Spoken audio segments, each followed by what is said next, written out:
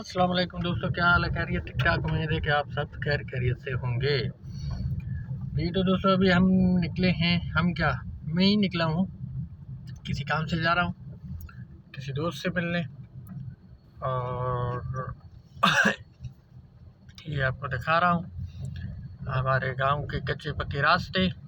कच्चे पक्के क्या, बिल्कुल ही कच्चे रास्ते हैं। ये कच्चे रास्ते हैं। कल ये बारिश हो गई थी शाम में। हमारे इर्द गिर्द तो बहुत तेज़ बारिश थी, लेकिन यहाँ पर भी हल्की फुल्की बारिश हुई है। और हमसे कुछ फासले पर बहुत बड़ी तेज़ बारिश थी, ओले भी गिरे हैं और नदी नालों में थोड़ी बहुत पानी भी आ गई है। जो बड़े बड़े बरसाती नाले हैं, जो कुछ फासले से आते हैं 5, 6, 8, 10 किलोमीटर से, वो पूरे पानी से भर के आ गए हैं। और यहाँ पे बिल्कुल भी ऐसी कहानी नहीं है। थोड़ी बहुत बारिश हुई है, जैसे कोई पानी का छिड़काव हो। मौसम बहुत ज़बरदस्त बन गया, ठंड बन गया। आज भी बादल हैं, सूरज ज़ाहिर नहीं है और हल्की फुल्की बारिश होने का इम्कान शायद है, और हल्के फुल्के बादल भी हैं। और वैसे मुल्क के दूर दराज इलाकों में तो बहुत तेज़ बारिश की खबरें आ रही हैं। बलूचिस्तान साइड पे, सिंध के कई और शहरों में, और यहाँ हमारे कराची के शहरी इलाके में कुछ शायद हल्की तेज़ हुई है। और यहाँ पर ये गडाब के इलाके में बिल्कुल भी, ये कम से कम हमारे गांव, हमारे इर्द गिर्द, हमारे एरिया में नहीं हुई है, बहुत कम हुई है। और ये कच्चे पक्के पथरीली रास्ते। और यहाँ पे बारिश में जो है ना, बारिश के बाद घास फूस बहुत निकल आया था और उनको कुछ अर्सा पहले आग लग गई थी। ये पूरे शायद कहीं कहीं काले का आपको नज़र भी आ रही होगी। ये पूरा इलाका काला ही काला था, पूरा जल गया था। कल के बारिश से इतना हो गया कि वो काले ख़त्म हो गई है, वो पूरी पानी में बह गई है, धुल गई है। और कुछ कुछ शायद ये अभी भी महसूस हो रहा है कि कहीं कहीं पे जो है ना वो कालिक मौजूद है, जो घास फूस चली थी। ये है हमारा इलाका, ये है हमारे रास्ते। और अभी हम जा रहे हैं किसी दोस्त से मिलने। और यहाँ पे शायद कुछ फासले से पानी बह के आई है, कुछ कीचड़ भी हो गए। कल शाम में मैं यहाँ से गुजरा था तो बहुत कीचड़ थी और पानी कुछ बह भी रहा था, लेकिन अभी पानी का बहाव ख़त्म हो गया है, कीचड़ बाकी है। और ये खान साहब जा रहे हैं। ये खान साहब बाइक पे शायद कपड़ों वगैरह का गांव गांव जाके व्यापार करते हैं, बेचते हैं, कपड़े बेचते हैं। और देहाती इलाके में इस तरह के व्यापारी बहुत घूमते हैं, गांव गांव जाना और कपड़े, बाकी ज़रूरत की चीज़ें वहीं पे बेचते हैं। दुकान के बजाय अपनी बाइक पे ऐसे चक्कर लगा के, फेरी लगा के जगह जगह पे बेचते हैं। अल्लाह ताला रिज़्क़ दे देता है, मेहनत है, बिल्कुल मेहनत है, ये कोई आसान काम नहीं है। और ऐसी चीज़ें लेके उनको बेचना, और बिके न बिके, पैसे बने न बने, एक तरह से अपने घर से दूर, बच्चों से दूर, मुसाफरी में रिहाइश। और ये ऐसा करते हैं कि 2, 4, 5 आदमी इकट्ठे होके कोई घर, कोई छोटा सा कमरा कहीं कोई छोटे से बाज़ार में किराए पे ले लेते हैं और वहीं पे ये इकट्ठे रहते हैं शेयरिंग में। तो इनको वो रिहाइश भी सस्ती पड़ती है, और शायद खाना वगैरह भी अपना खुद बनाते होंगे या होटल से खाते हैं, ये इतना तो मुझे नहीं पता। और ये अच्छा, यहाँ पे अभी भी कीचड़ बाकी है, यहाँ पे कीचड़ बाकी बिल्कुल है, अच्छी तरीके से है।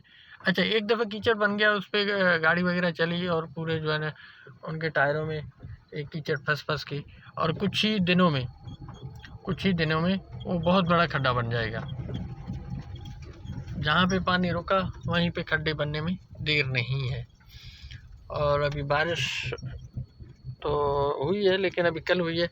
ये तो एक तरह से यूँ समझ लें कि शायद हमारे ज़बान में इसको क्या कहते हैं, चेट की बारिश, सावन की नहीं है। सावन का अभी मौसम बाकी है। सावन का कोई शुरू होगा कब से यार, जून जुलाई से, मई से शायद थोड़ा बहुत, लेकिन जून जुलाई अगस्त तक जो है ना यहाँ पे मौसमी बारिशें होती हैं। और जब बारिश होती है तो ये इलाका बहुत सरसब्ज़ दिखता है, बहुत ही सरसब्ज़ दिखता है। कश्मीर बन जाता है, यूँ कह लें। ये इलाका है अपना गडाब का, और ये बहरिया के साथ, कराची बहरिया टाउन, उनकी मगरबी साइड, उनसे तो दूर है, कुछ फासले पर है, तकरीबन हमसे कोई 1.5-2 किलोमीटर के फासले पर है। और यहाँ पे आज से तकरीबन कोई 10-15 साल पहले पोल्ट्री फार्मिंग का बहुत बड़ा उरूज था, और यहाँ पे फार्मिंग बहुत होती थी। लेकिन फिर आहिस्ता आहिस्ता यहाँ पे आबादी बढ़ती गई, माहौल वो नहीं रहा, फार्मिंग भी ख़त्म होती गई। अब जैसे ये सामने आपको मैं दिखा रहा हूँ, यहाँ पर भी फार्म था जो अभी ख़त्म हो चुका है।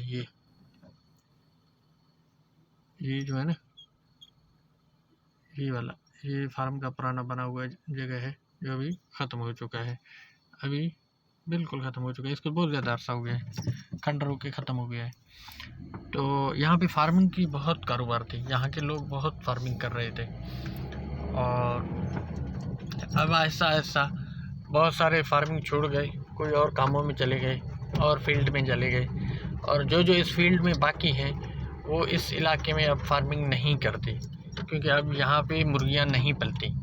अब पहले जैसा माहौल नहीं रहा है, फार्मिंग है, इक्का दुक्का है, बहुत कम है, ना होने के बराबर है। जैसे आज से कोई 10-15 साल पहले उरूज पे था, इससे थोड़ा सा और आगे जाओ तो और ज़्यादा था। ये तकरीबन कोई 2000-2001 में, 20 साल पहले, आज से 2002-3 तक बहुत उरूज में था। और उसके बाद आहिस्ता आहिस्ता यहाँ पे फार्मिंग ख़त्म होती गई, बहुत सारे फार्म ख़त्म हो गए। अब यहाँ से लोग दूर दराज इलाकों में गए, तो लोग जो है 2 रवैयों में बट गए, 2 ज़ावियों में, या 2 ज़ाविया तो नहीं कह सकते,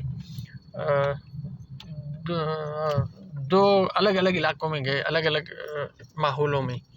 उसमें से एक तो ये है कि सिंध के और जगह जहाँ पे अपना नहरी इलाके हैं वहीं पे चले गए, मीरपुर की तरफ चले गए, साकरो, ठट्ठो, सजावल, इस साइड पे जो है बदीन साइड पे चले गए। और कुछ लोग जो है ना पहाड़ी इलाकों में चले गए, खुश्क इलाकों में चले गए, जो कोहिस्तान, यहाँ का सिंध का कोहिस्तान कहलाता है, उस साइड पे चले गए। तो उसमें से जो है अपना एक इलाका है सरी है, सरी की तरफ चले गए, और अल्लाह भला करे यहाँ पे हब डैम की तरफ चले गए, जो सिंध बलूचिस्तान की बॉर्डर है, उस साइड पे भी बहुत सारे लोग गए, वहीं पे भी अच्छी खासी फार्मिंग है, और बहुत दूर दूर तक गए। और इसके अलावा बाकी सिंध के जो शहर हैं वहीं पे इतना फार्मिंग या तो नहीं है, या कम से कम हमारे इलाके के लोग नहीं गए। उनकी न जाने की वजह ये है कि वहीं पे टेम्परेचर ज़्यादा है, अगर गर्मी है तो टेम्परेचर ज़्यादा है, और सर्दी है तो ठंड ज़्यादा है, तो वहीं पे ये अपने मुर्गी ऐसे आसानी से नहीं पलते। और मुर्गी पालने के लिए तो उनको साफ़ माहौल चाहिए, बिल्कुल ये पोल्यूशन ना हो, धुआँ, मिट्टी, गाड़ी, ट्रैफिक, लोग, बिल्कुल बयाबान जंगल में जो है ना मुर्गी बहुत शौक़ से पलती है, और वहीं पे बीमारियां कम अटैक करती हैं, वहीं पे इतने लॉस नहीं होता, मुर्गियां मरते नहीं हैं, क्योंकि ये एक जानदार है, और इन पे बीमारी आती है तो ये हज़ारों की तादाद में एक दिन में मर जाते हैं। और ये जवान जो है ना लकड़ियाँ काट के जा रहे हैं अपना चिंची रक्षा पे, और ये भी एक रोज़गार है, मेहनत है। जंगल से जाते हैं, लकड़ियाँ काट के ले जाते हैं, कई तो डायरेक्ट लोगों को दे देते हैं, कई जो है ना ऐसे दुकानों पे दे देते हैं, या कोयले की भट्टियों पे दे देते हैं, जो कोयले के खुरी बने होते हैं वहीं पे दे देते हैं, वहीं पे वो लोग लेके स्टॉक कर लेते हैं, जो उनके अपने काम में आते हैं, तो वहीं उनका कोयला ही बना लेते हैं। अगर वैसे कोई उनको लेना चाहे तो वो डायरेक्टली भी दे देते हैं।